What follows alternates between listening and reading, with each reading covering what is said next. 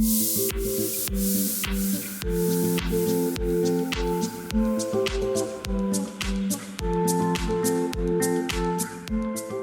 everyone, it's Caitlin and welcome to another video. In this video, I'm going to be showing you some healthy and easy vegan recipes that are perfect for meal prep for the school or work week. As 2017 is coming to a close and it is the new year, I'm sure a lot of you guys have resolutions. And if you have a resolution to eat more plant-based meals or maybe go vegan or even just eat healthier in general, I think this video would be so perfect for you. This video is also sponsored by Thrive Market. As you guys know, I team up with Thrive on a monthly basis to bring you all delicious recipes. Thrive Market makes shopping for healthy groceries super easy and affordable and convenient because they're delivered straight to your door. So if you live in the United States and haven't checked out Thrive Market yet, be sure to click the link in the description of this video. We're offering you a free trial with $60 worth of organic grocery credits with free shipping as well. So if you're interested, you should totally check that out. But for now, we're going to get on to meal prepping. First up, we're going to be making salted caramel apple breakfast bars. And for this recipe, we're going to need a food processor or a high-speed blender. We're going to add some pitted medjool dates, chia seeds, some plant-based milk, and some tahini into a food processor. And when you mix tahini with dates, it gets this really caramel-like flavor. So that's going to be the caramel flavoring for these bars. But we're just going to process that together until you have a nice thick paste, as you can see here. And this is going to be part of our wet ingredients for the bars. You're also going to need to grate 2 apples. I'm using Pink Lady apples here because I like how tart and sweet they are, and you can peel them if you want, but I decided not to. So for our dry ingredients, we're going to be adding some oat flour, rolled oats, and some baking powder, salt, and maca powder. And the maca powder I got on Thrive Market for a discounted price. It has a caramelly flavor to it, but it's totally optional if you don't have it in your pantry. So next up, we're going to add our wet ingredients. So that includes those grated apples, some vanilla extract because I forgot to add it to the wet ingredients earlier. Haha, oops. And then finally, we're going to add in that caramel sauce, which is the mixture of the tahini, chia seeds, etc. So then you're just going to mix all of this together until a dough forms and everything is well incorporated. And as you can see here, it should be pretty thick. So you're going to line a 9x9 pan with parchment paper or just grease it with a little bit of oil. And then from there, you're just going to use a spatula to add the dough or batter into the pan and then just spread the top evenly so it will cook flatly.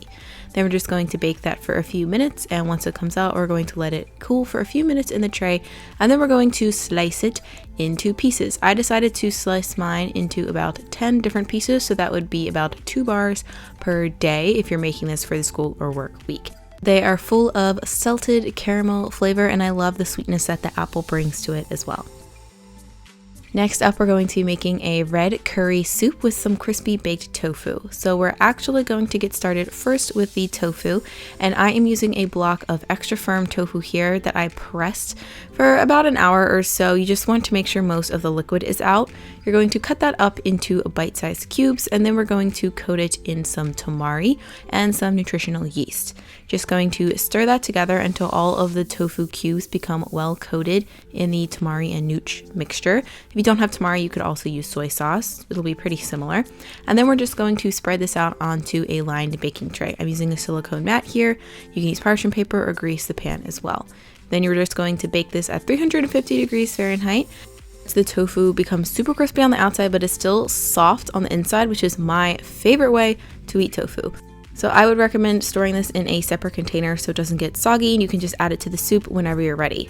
So now for the soup, the first thing we're going to do is add a splash of water or vegetable broth into a pot.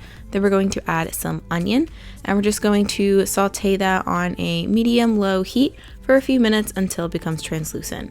Then we're going to add in a can of full-fat coconut milk as well as some red curry paste. I got this one on Thrive Market and I really love the flavors in it. So we're just going to add that into the pot and then use a spoon or a spatula to stir the curry paste into the coconut milk and onion mixture, so then that way there aren't any clumps of curry paste in your soup, because you wouldn't want that. Next, we're going to add some peppers. I chopped up an orange one, a yellow one, and a red one, and I cut them into strips because I wanted to get a peppery bite in the soup and add more texture to it. We're also going to be adding in some bamboo shoots and some fresh broccoli florets. Last but not least, can't forget the carrots. And then we're just going to top everything off with some vegetable stock until the soup is about the consistency that you'd like. Some people like their soups a little bit more thick, some people like them more thin. Either way, you're just going to mix everything together, bring this to a boil, and cover it and let it cook for about 10 minutes. Then afterwards, all the vegetables should be nice and tender, and you're ready to serve.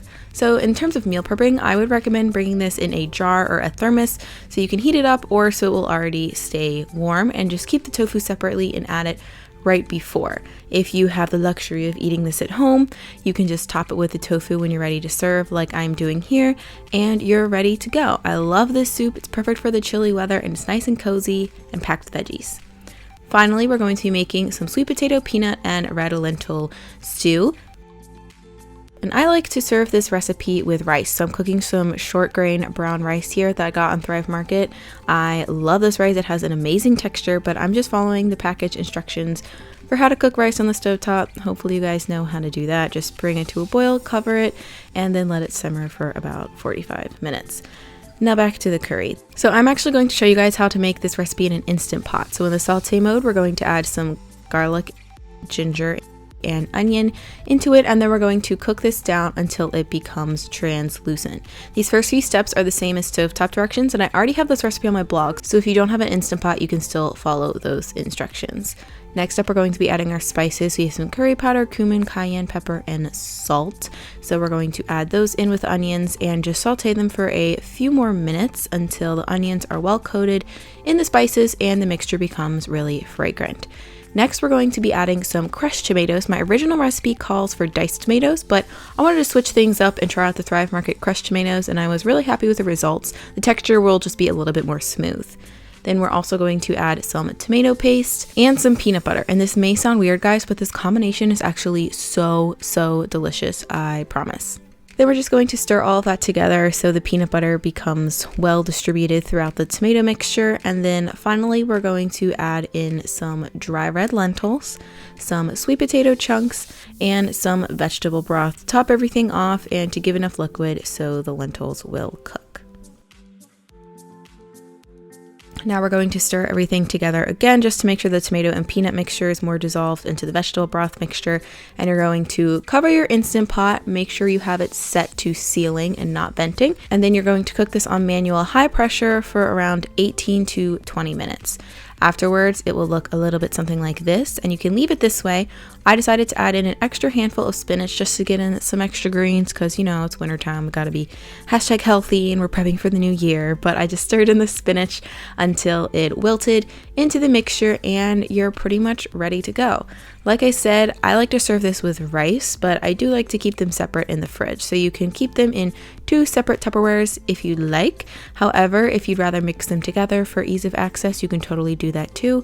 But when you do serve it in a bowl, I would definitely recommend that you top it with fresh cilantro. Just takes the flavors up a notch and makes it even more delicious. So in terms of meal prepping, like I said, we're going to have 2 breakfast bars, and I decided to add a piece of fruit to complete my breakfast meal. Then for lunch, I have the tofu on the side with some mixed fruit and nuts, some crackers, and another orange. And we have our soup, of course. And then we have our dinner of stew and rice. And that's it for this video. Let me know in the comments below which recipe was your favorite and which one you want to make first. Honestly, I loved all of these recipes. I feel like I say that every time, but what can I say? I like my own cooking. But my favorite one is definitely the sweet potato, red lentil, and peanut stew. It's actually one of my favorite recipes that I have on my blog. So if you check out any of them, please check that one out because it's like, ugh. So good. As a reminder, I will have all of the recipes linked in the description of this video so you guys can check them out. I'll also have my Pinterest page linked if you want to save them for easier access that way. And please don't forget to check out that link for Thrive Market. I was able to purchase all of the ingredients in this video except for the produce from Thrive, and I saved a ton of money by doing so.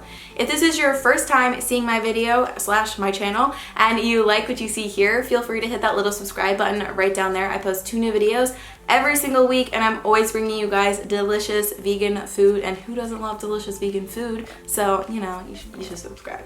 But anyways, thank you all so much for watching. I hope you have a great rest of your day, whatever time of day it is for you, and I will see you in the next video. Bye!